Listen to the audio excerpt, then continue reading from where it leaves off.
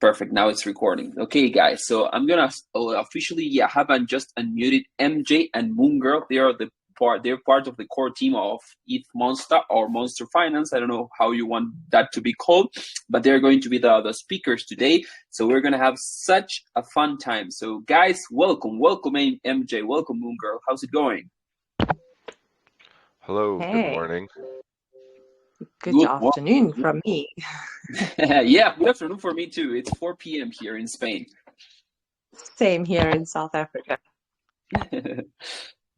That's great. That's great. It's amazing to have you both, to be honest. Like I said in my opening statement, we have been discussing this project a lot in the lounge. So actually having you both here is going to be amazing. So I think that we're going to officially start. I'm going just to welcome everyone that has joined and tell us a little bit about this lounge, guys. So welcome to this exciting new AMA we're having today, guys. The ones that don't know me, I'm Driveit. I'm the owner of Driveit's Crypto Lounge. Here is a lounge where we interact about the best moving cryptos in DeFi space. Whether it's Ethereum, Binance, or any other chain, as long as it's printing, it should be mentioned here.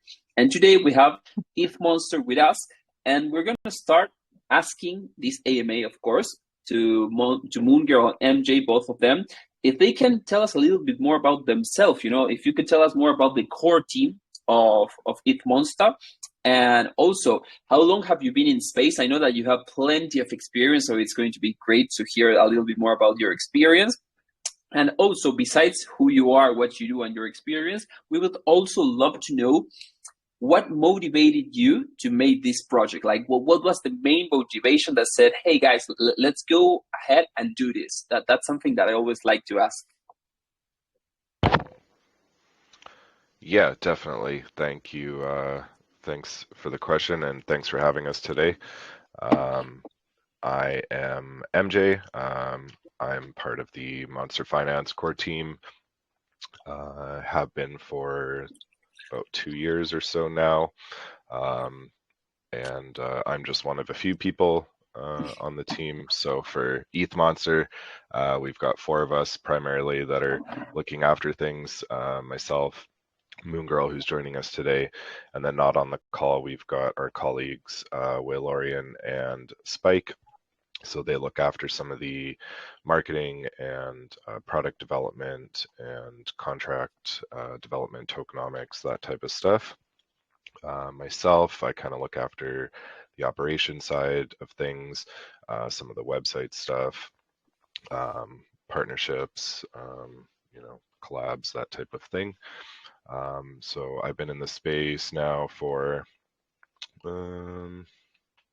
maybe about 3 years, a little over 3 years now, maybe. And yeah, as far as what drove us to create ETH Monster, it's really just comes down to Monster Finance as a whole. We're always looking for ways to kind of expand our ecosystem there, get new eyes on Monster, make things more interesting.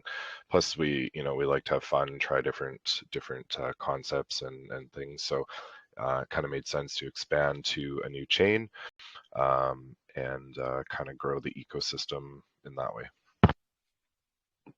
That was an amazing introduction. Thank you, MJ. What about you, Moon Girl? A brief introduction to myself. I'm Moon Girl. I also have been in the crypto space for just a little over 3 years now, I guess. I've been very involved with Monster for 2 years. Started out just in the shill team and kind of worked my way up through the team, and now I run community manager and I help with marketing and just the general running of the office and making sure, all these things that we have planned have a schedule. That's amazing. That's amazing. It's great that the team also is expanding and you work together. And I think that you're a pretty solid team. I've been, in the Telegram group and also on the website and everything, and I can tell, that it's not like a team of 20 people. I think, the core team is actually pretty solid. That's really great to see. But also, if there's something important on what MJ said, about ETH Monster being part of the whole, Monster Finance ecosystem. Because right now we have 95 participants at this moment, and I think that most of them already know about Monster Finance as a whole. But maybe there are some people that still don't get, that ETH Monster is part, of course, of a bigger thing, if you want to call it like that. So actually, MJ, I wanted to ask you for the ones that don't know, if you could just give us a walkthrough on what Monster Finance is all about. Yeah, no, absolutely. So Monster Finance is kind of our updated branding from Cake Monster. So that was our core protocol that we launched on BNB chain 2 years ago. It's also a deflationary token with vault accrual mechanics, and so it runs in 2-year deflationary cycles. So we just completed the first one. That was the first ever on BNB chain, so that was a pretty big thing for us. We distributed close to $2 million of secondary assets that we accumulated in the vault to all of the token holders. And now it's going through the cycle reset and relaunch period. So the supply resets back to the original. Users get to claim their additional tokens from the relaunch, and then the cycle starts all over again. So we're going to be accumulating some new assets for this cycle on the BNB chain. So everybody's excited and looking forward to that. But yeah, there's all kinds of game mechanics in there. We've tied it into our NFT project, Monster Party. So we kind of got a lot of things all under the umbrella, but we're trying to close it all in, make everything a little more seamless all together. But everything connects together in one way or another. So ETH Monster is going to have a connection to Monster in the sense that a portion of the sell tax is going to get used to buy and burn Monster on BNB chain. So our holders always get excited for that because it increases their share of the vault that they're going to get, increases scarcity of the token. Who doesn't love a good burn? So yeah, we're big fans of that. So ETH Monster is going to have some of those mechanics as well. We're going to have vault mechanics, and we're going to have deflation and buybacks as part of it as well. So kind of tie that's awesome. together. And also for that, of course, walk through on what Monster Finance is, because I know that maybe some of the people here don't know, that there's other things that already exist. And your past project, guys, if you have heard, they gave over 2 million, back. So that's actually really, really great. And also now today we're of course we're going to focus a little bit more on ETH Monster and stuff. I see, MJ, if we could talk a little bit more about the tokenomics, because I know that you have, if I see well, a 0% tax, and then a 9% tax 0% tax for buys, and then 9% tax on sales, right? How is that tax made of currently?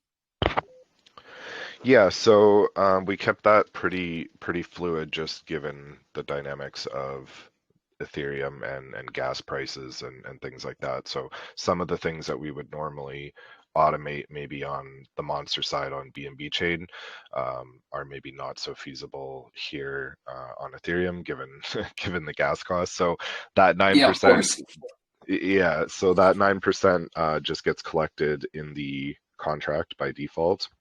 And then from there, it's flexible to be split between, we have it earmarked for 3 different things, basically. So the first is to, we call it buy back and use meth. So sometimes we may burn those tokens for events.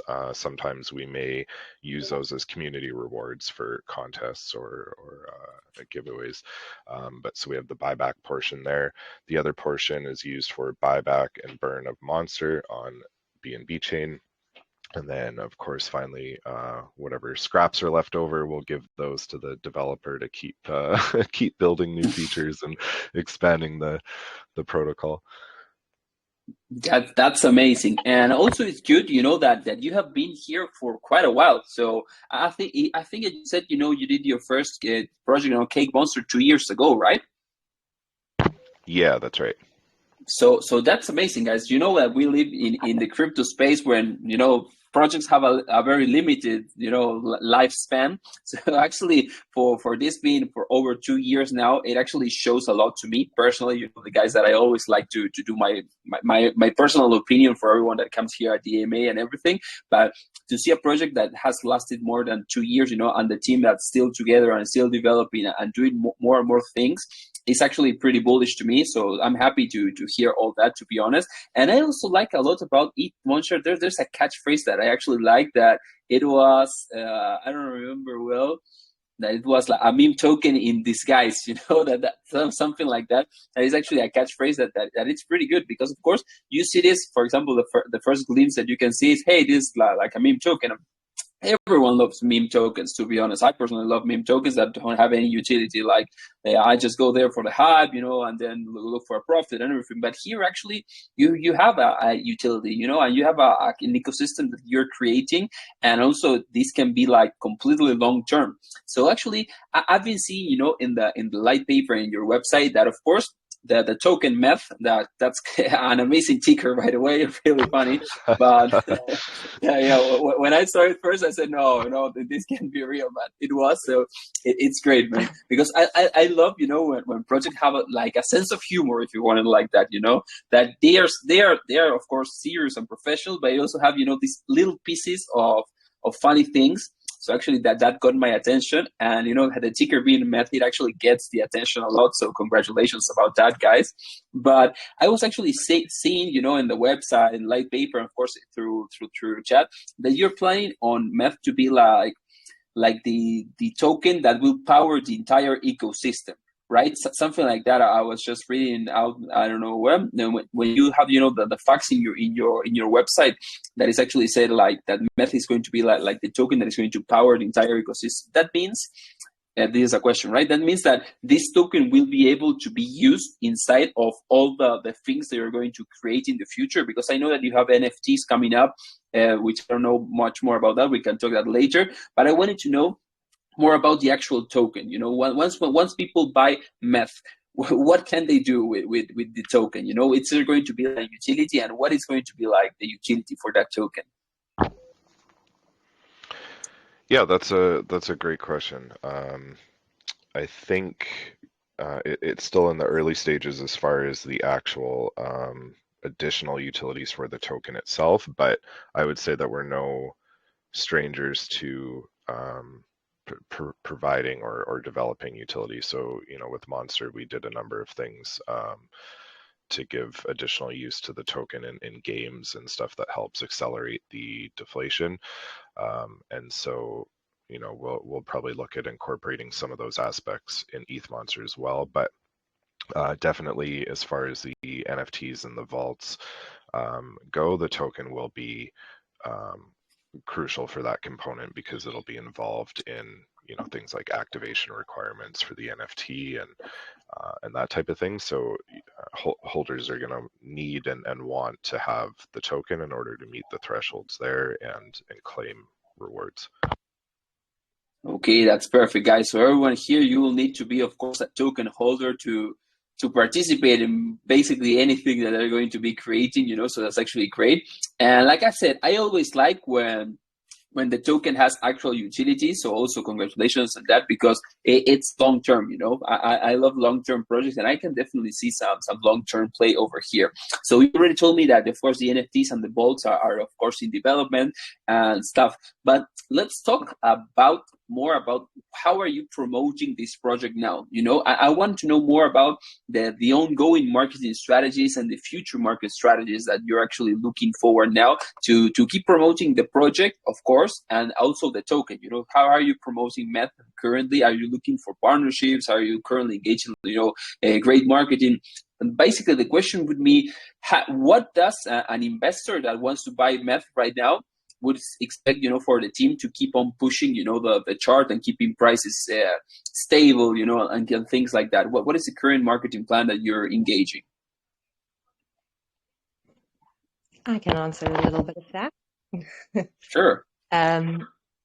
Aside from the obvious things like as many AMAs, Twitter spaces that we can manage, we're constantly getting more offers actually, which has been really wonderful from all Nice. sorts of people to come in and chat about eMonster and Monster Finance.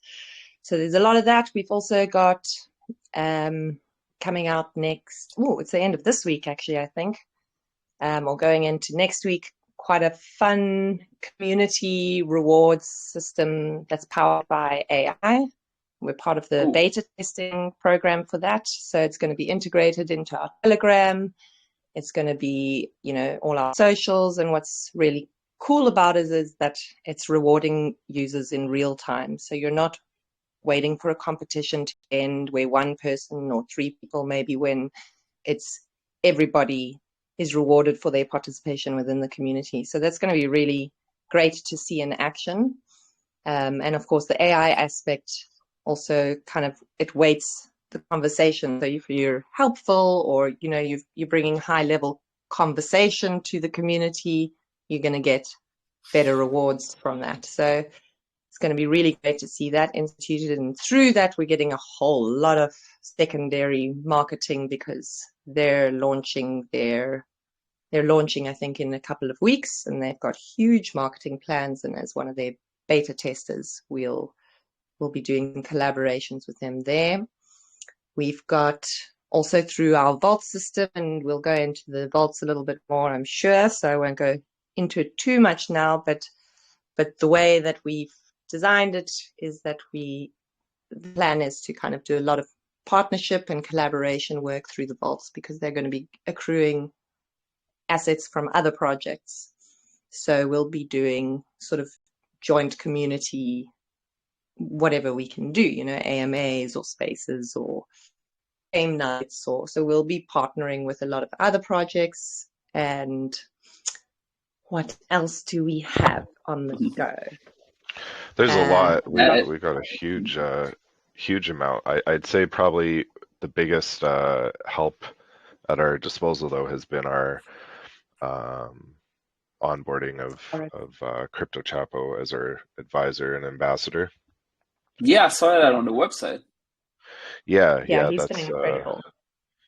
Amazing help, great connections, and has been great as far as advice and guidance as well. So we've got a lot of great potential marketing connections there, and we're looking at some different Twitter things, kind of make a bigger splash on there as well. That is great, and there's something really important on what Moongirl said. About you're also, like I heard, you're really focused on also on community and growing the community and actually make this community driven, as many projects say, but not most of them actually do. Truly be making this community driven. It's really powerful because the power of marketing by mouth, like someone is part of your community and is happy and you keep them engaged, and that person is of course going to talk about your project into another chat, into another lounge, into another group, and he's going to be referring more and more people just by the word of mouth. So actually I always say one of the greatest way of marketing is doing that, keeping the community engaged, and also doing these types of contests. You want to go like that, rewarding them in any way if you want, because you're going to actually keep on growing your project, and the more you grow your community, of course, the more powerful your project is going to get. And also the part of the partnerships, that's something that I personally like a lot. So I love when two big projects make a good partnership, because when a project you are for example invested in, or you see that it's partnering up with a different project, you're going to, I don't know, maybe immediately go and check out the other project and say, hey, my project, is actually partnering up with this. Let's take a look. And it will be really, really great. But you're at the moment doing an amazing job, because, of course, I'm seeing eMonster in many places, So that's actually really great. And like I said, we've been talking a lot about the project over here. We're going to shift into the community questions in just a bit, because I know my community has really great questions to ask. So that's something really, really important. But I wanted to ask you about the sex listings. I see that you have already a percentage of the tokens that it's already saved up from sex listings. And I wanted to know if you already are in contact with anyone, if you're planning, already to list in one, or how is that process actually going? Are you going to wait a little bit more, or are you already in talks, and we can expect that coming, soon? Yeah, that's the question everybody would love to know, right? If I believe if things were a bit further along, we wouldn't be able to say anyway. But what I will say is it's it's on the immediate priority list. So Okay, good to know. and we've got some, like I said, we're lucky to have some good connections through Chapo and through some other partners that we have in our network, like Flues. So we've got the contacts we need for the exchanges that we're looking at. I'm sure you, as well as people that have been around for any length of time, know that not all sexes are great, so there's a lot of them Yeah, that are very totally. predatory Exactly. and stuff. So yeah, we're making sure You that have we're to be only very engaging with careful. exactly. Yeah, they're predatory, some of them, and then you've got the really good ones. So obviously we want the really good ones, and yeah, those are the talks that we're engaging in currently, and yeah, like you said, we've got those tokens set aside so that we're ready to move forward as soon as the opportunity is there. That's good to hear. And yeah, I think that everyone, always asks like, hey, when listing, when marketing, when, the community is pretty Yeah, everybody impatient. Yeah, wants. I know. Yeah, so I actually been also a dev myself in two projects before, so I kind of know how things go with that, with the community already always asking, hey, when this, when that, and you're like, hey, give me just a few minutes, guys, because I'm actually working. If you could be like next to me, you could actually know that I'm working. But community, it's funny sometimes. Yeah, I've been there. So, but also My what you said best is about, yeah, when you drop the news, everybody's been winning. When yeah. this, okay, this is done. And within not even 5 minutes, they're like, when that? Yeah, totally, totally. Yeah, yeah. So that happens all the time. You have the roadmap, ready, clear, and you don't know. Maybe you do the sex listing, and at the second day, you're gonna start saying, "Hey, when NFTs?" Yeah. Something like that. That's just Uh, crypto, and I think that we're all used to that because that is the world that we live in. So actually, I think that has become like a daily thing. But that's yeah. really important. And also, what MJ said, that I'm really calm that that not all sexes are actually great. Not all the sex centralized exchanges are good, because a misconception that most people have is that, hey, once you're listed on an exchange, your token is going to move, and it's going to do Mm, next 10, and that's a misconception when mm, you're doing that in an exchange that actually is not helpful. Like MJ said, there are lots of exchanges, we're not going to start throwing names, of course, but there are quite a few that are actually really, really great for projects and can help, with the development a lot. And there are the others that, just like MJ said, I love that word, they are very predatory. And those are the ones you have to be like very careful, because they're not actually going to help at all with the project. But I think that my last question I had for you guys, because here at my lounge, what I normally do is I ask the questions that I want to know, personally, and then of course I allow everyone in my community to ask good questions. So my last question that I wanted to know, guys, is what is the short term and the long term vision that you have, for Eat Monster and Monster Finance? What are your main goals, in the short term, and what are you actually expecting from this in a longer vision, in the longer term? I would like to know that. Hmm, that's that's a that's a good one. Yeah, that's one I could speculate on the long-term plans for a long time, because there's so many. But um, yeah, I would say short term, obviously, on at least on ETH Monster side, will be getting those vaults established and going. Um, we've already got we have a private whale group that's set up. So if you hold over a certain amount of tokens, you can join that group through Oh, the bot. nice. Yeah, and so there'll be some voting and decision making involved with the community there. as far as the vaults go. Definitely the NFTs, we're going to be looking at some collaborations and partnerships with actual like well-known artists, so that there's multiple draws to the NFTs. People will want them either for the art or the exclusivity, or the utility for the vaults, or maybe a combination of both. But yeah, that's more of the short-term side on ETH Monster. Monster Finance or Monster over on BNB chain, we have a lot going on there too. Like I said, we're just wrapping up the first cycle.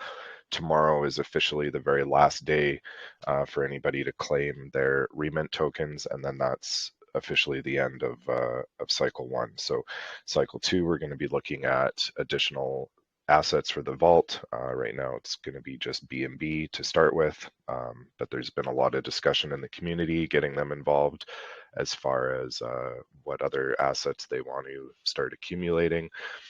So we're looking forward to that. And long term, overall with the ecosystem, obviously we want to better position the branding, better connect everything, all together, maybe explore some additional chains. Community's been pretty vocal, I'd say, about some other chains that they're very interested in. That's interesting. Yeah, so some expansion there.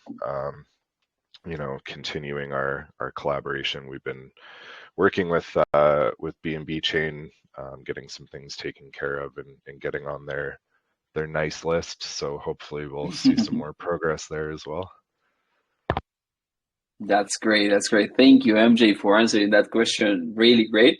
It's good always to know what are the short-term plans and long-term plans, because we want to know what is the team like currently focused at the moment, and what is the longer vision for it.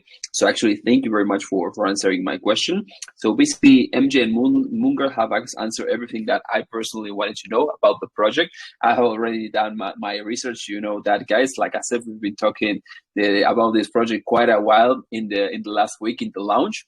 But tonight, right now, I'm going to unmute some of you that wants to ask questions, guys. So raise your hand if you're ready to ask your question for the Monster Finance ETH Monster team.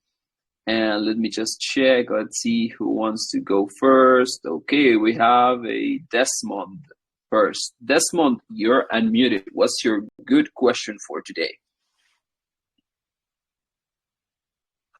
Desmond 1000X. Hello guys, can you hear me? Yeah, we can. Yes, hello. Yes.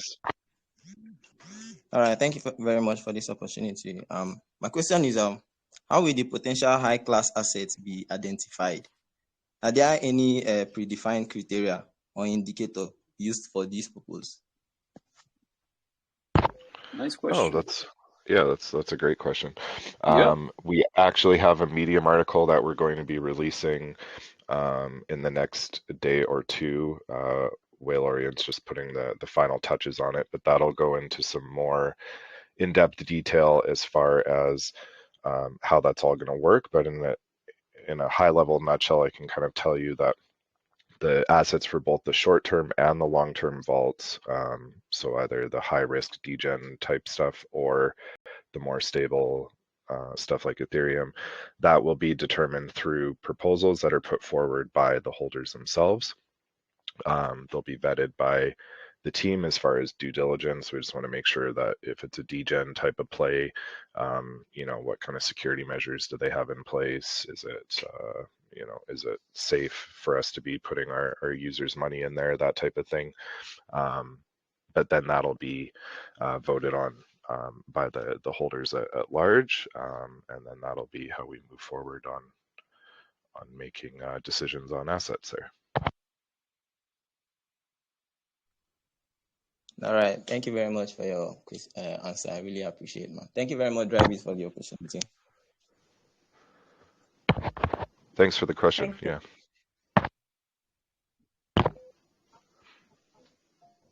Oh, just heads up, we can't hear you, Drybit. Thank you, guys. Lucky I have my camera turned on, because that I could see you talking very often. Yeah, but thanks for the heads up. I was saying thank you, Desmond, for that amazing question. It really was clear that you did your own research, so thank you for that. So let's go with AI, the original. AI, you're unmuted. What's your question for today? Hello, it is Monsta team. Hey, bro. My question is the inactivity tax flow.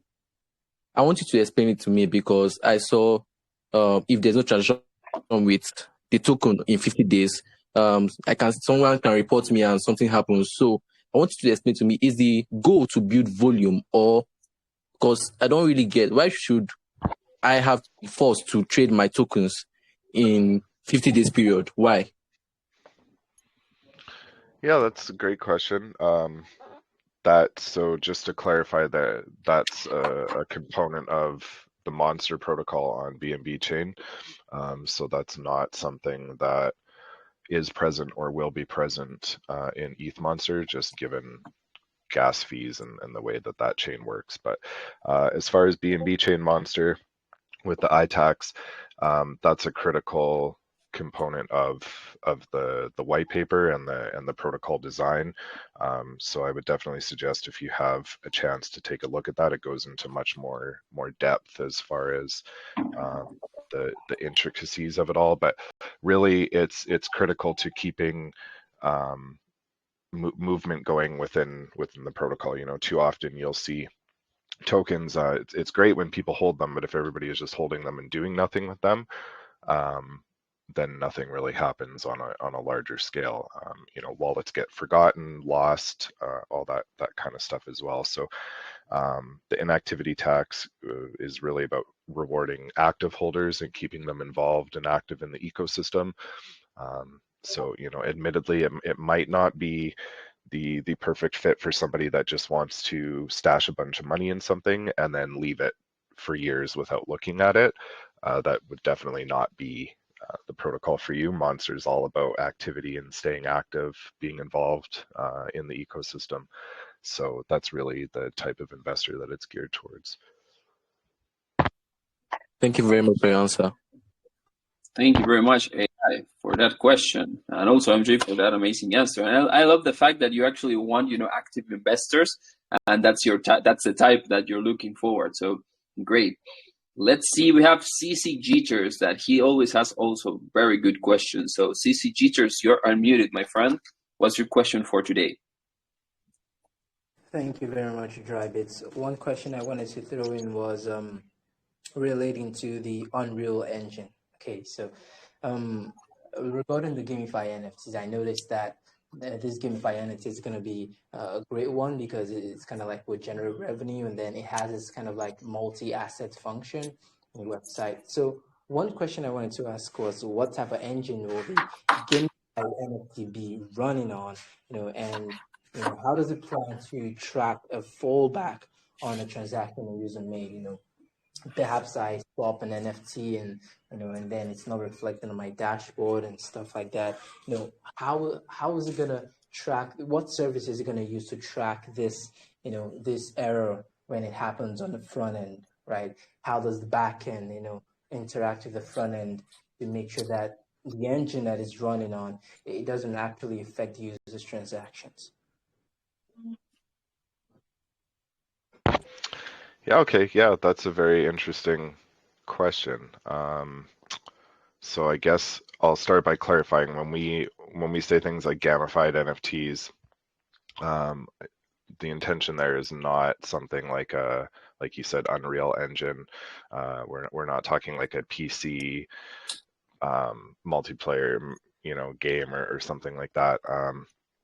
We kind of take a simple approach to gamification over at Monster as well on BNB chain. So it's more strategic types of gamification. Maybe it's you know, a bit of price speculation. The NFTs might be something along the lines of having to collect a certain set or a certain number in order to achieve the desired upgrade that's needed.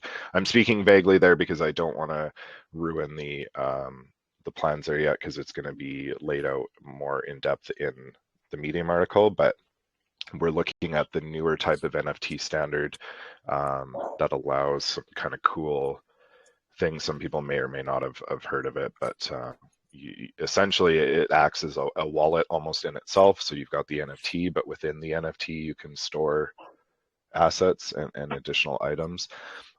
So that's what we're actually exploring for that. But yeah, so not the type of gamification as far as like online mass multiplayer games, but more the strategic collection trading, that type of thing. But yeah, we'll provide more details in the article that we're going to release this week. Yeah, cool. That's a pretty cool one because there will be they need to add some clarifications on the website. Kind of like to inform people, like explain a lot more about how it's gonna work stuff. But as you said, detailed explanation and information should also be on the white paper. So, well, Yes. white paper Yeah. will answer all the questions. Yeah. Yeah, totally. Yeah, we're staying on top of the website as far as updates. So I would say check back often because we're adding updates and information continually as we go. So as soon as the Medium article drops with the more in-depth plans there, we'll update the website to go with it to include the flow charts and the kind of explanation of how everything connects together and all that. So yeah, keep an eye out for that for sure. Cool. Thank you very much, CCG, for that question. And this is something that what just happened is something that I love about AMAs. When someone gets to express their opinion, and also some things get to be clarified, because maybe also, I don't know, maybe CCG or some other guy enters into the website and maybe sees gamification and something like that, and yeah, maybe the first thing that comes into your mind is, hey, maybe they're doing something like a game related or something like that. So this is actually good that we have the chance to actually disclose that what MJ is trying to achieve. So this is the beauty of AMAs, guys, to be honest. So we're going to keep on with the questions. We still have some time. So let's go with Sam Murphy. Sam Murphy, you're allowed to speak, my brother.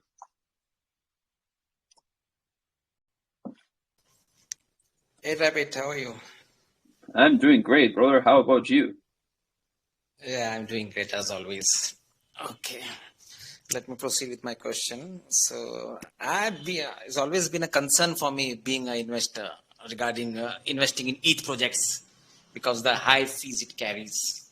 Okay, but in that scenario, I read something in the roadmap regarding cross-chain swap integration. Can we expect this in a project, or is it a long-term perspective you're planning to?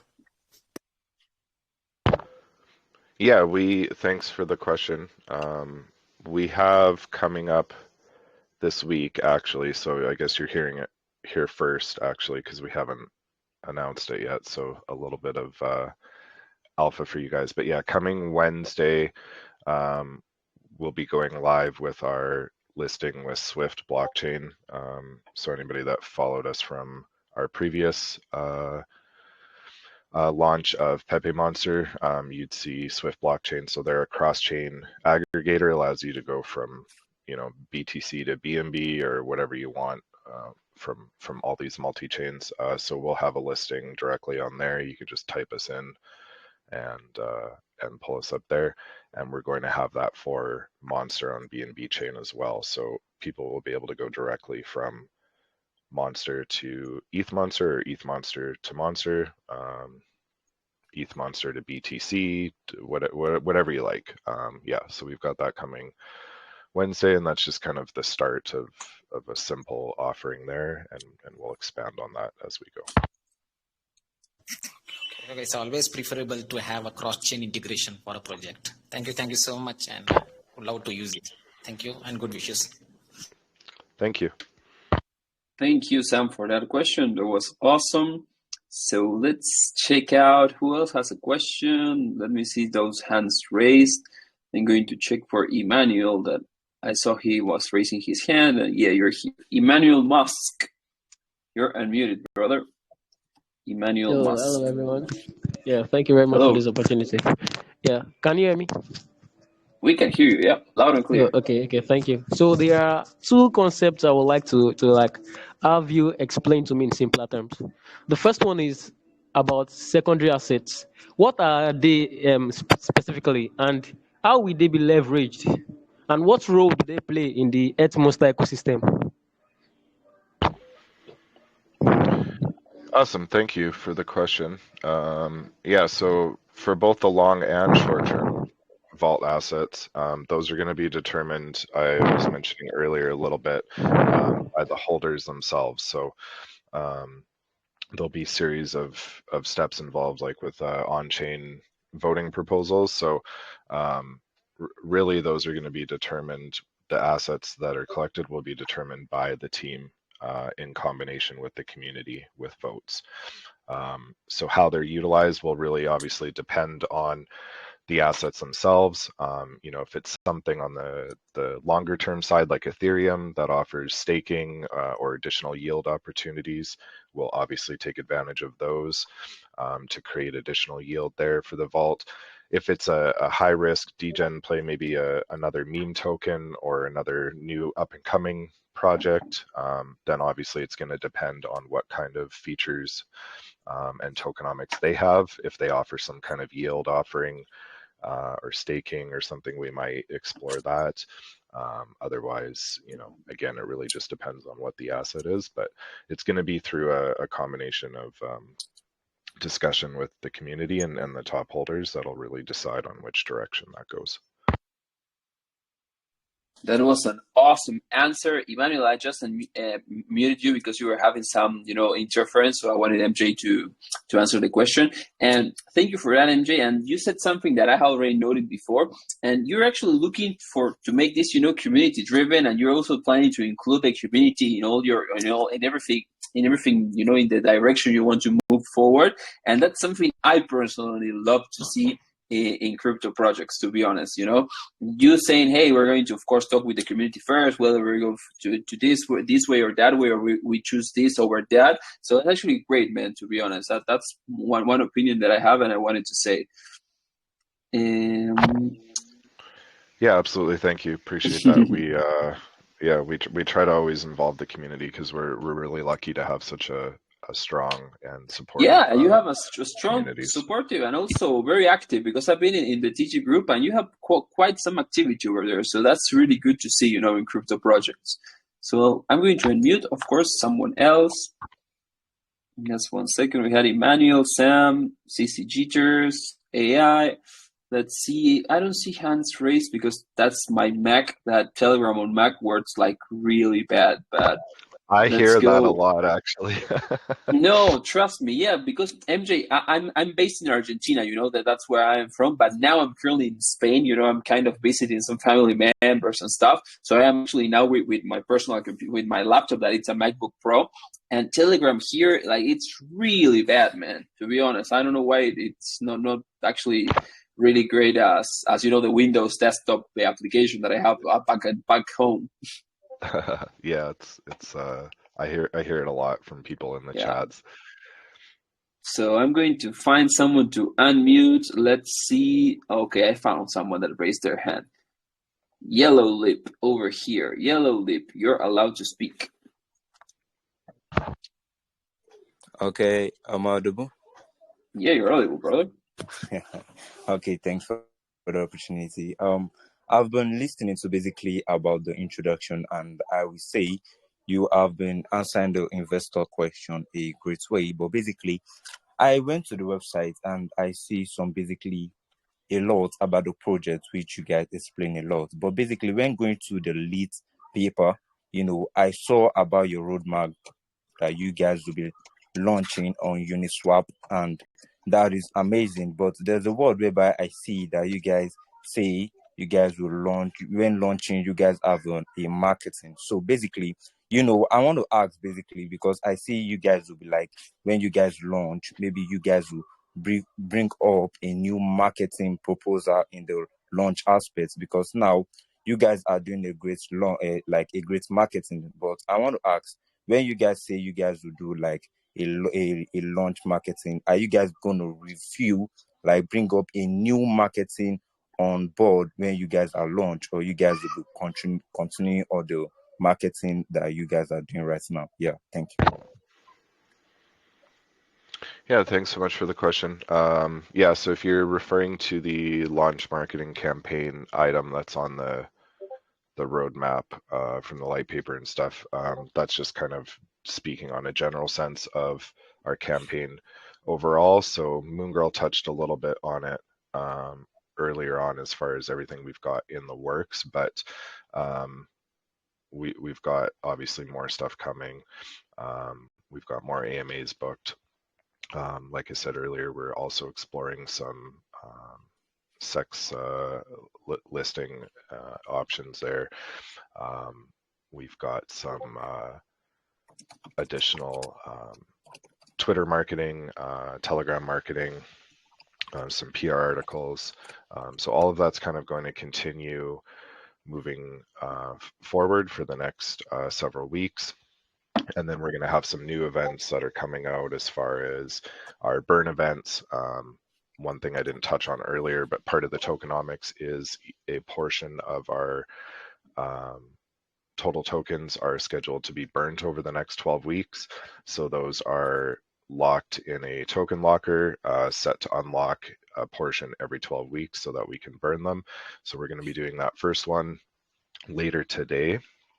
So you can keep an eye out for that. And then going forward, we'll probably have them on a weekly schedule, but we're going to have them as an event. So there'll be some marketing involved around there, some community involvement, some prizes, that type of thing. Okay. Basically, that is interesting because when you guys come up with a a new launching, a new marketing when launched, because I've never seen a project bringing up those fantastic idea of you guys. That when going down and the lead paper, you guys just give us a short explanation, and that short explanation really explain a lot about the project. A lot. I'll say you guys are really doing great about the project. Yeah. Thank you for the opportunity. Thank you for the answer. Thank you. Thank you for the Thanks for the question. Thank you, question. Yellow Lip. Yeah, to be honest, we're having great questions, guys. I hope that you, MJ, and Munger are enjoying that because, like I always say, here at Drive It's Lounge, also we're real organic. But before any project comes, the task is always, guys, do research. If you like the project, then invest, and then of course, do whatever you want to do. But if they're going to come here and you want to ask something, it has to be a good question. Something that you really want to know.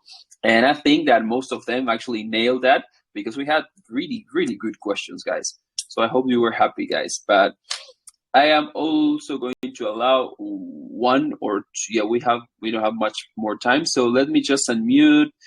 Where is he? Happy Family. I was looking for you. The one that has a dog in his profile picture.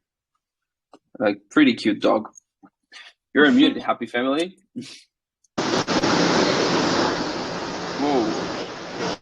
Whoa. Bro, you there? All right, it's been a great present.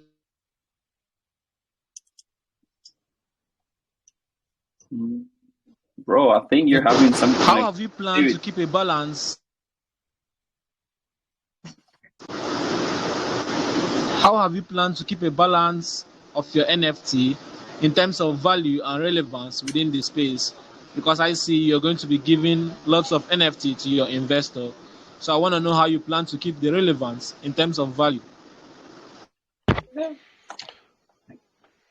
Yeah, I would say you'd have to keep your eye out for the upcoming news with the NFT collections, because I think that will probably answer a lot of your questions. It's really going to depend, I think, on the artist, what kind of value they bring to the NFT themselves, art-wise, but then ultimately the value is going to come from the utility itself and the rewards that are generated from the vaults. So as long as we keep the reward value high, and we keep the quantity scarce, which is something we're familiar with doing. We've got other NFTs in our ecosystem that we've done before, so we understand the need of balancing quantity and scarcity of them versus the rewards or utility that they offer. So it's something we're very aware of, I would say. But yeah, definitely keep your eyes out for upcoming releases news-wise for the NFTs, because that'll answer a lot going forward. That's awesome, and I think that every single person here is going to subscribe for the medium that you have, because you're gonna be releasing so much details and stuff over there. Yeah, I we're am known for personally our going to medium, follow so you. Yeah, yeah. I am going straight there after this AMA, man, and I'm sure most of them are also going to be. But we're going to do the last question, guys, and then we go to the closing statement. I don't want to keep MJ and Munga all day here. So, Goat, you have the last question, brother. Make it a good one. Yeah. We can hear you. Thanks for giving me this opportunity to ask my question. Okay. My question: how does an ETH Monster ensure the stability and sustainability of its deflationary model? Are there any measures in place to prevent excess deflation or volatility in the token's value? That's my first question. That's a wonderful question. I think sustainability is something that's really important to us, and we've had a lot of experience with it with Monster on BNB chain and Monster Party, but for ETH Monster, that's part of the reason why there's several manual elements right now, as far as things like the buybacks go. It allows us to control those in a sustainable way, and we're able to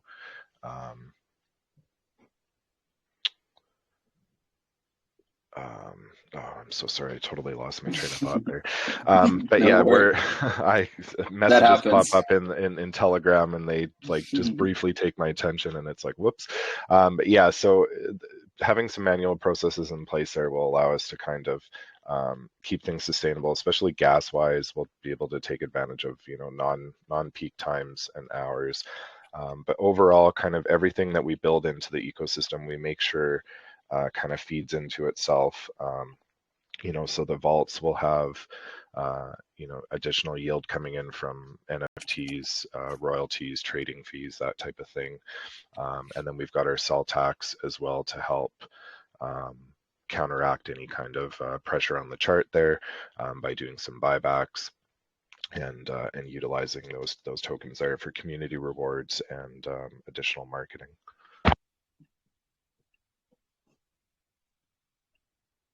Okay. Go. Thank you very much for the question, and MJ, thank you very much for the answer. But hey, we're about to wrap this up, and I wanted to say thank you once again to MJ and also for Munger for being here this last hour discussing everything related to Monster Finance, ETH Monster.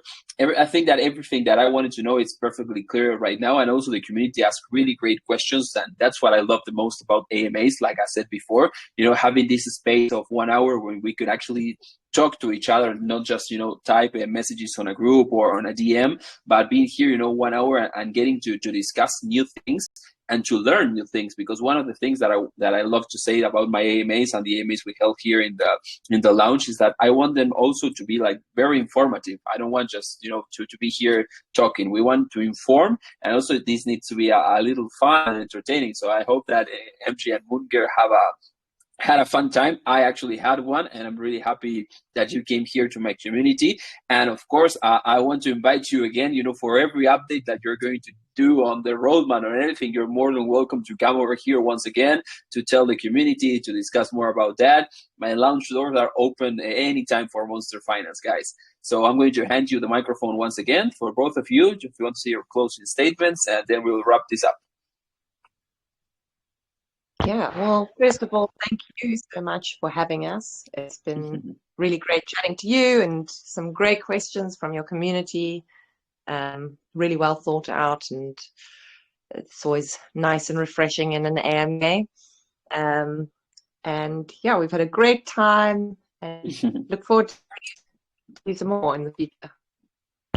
Really appreciate Yeah, thanks.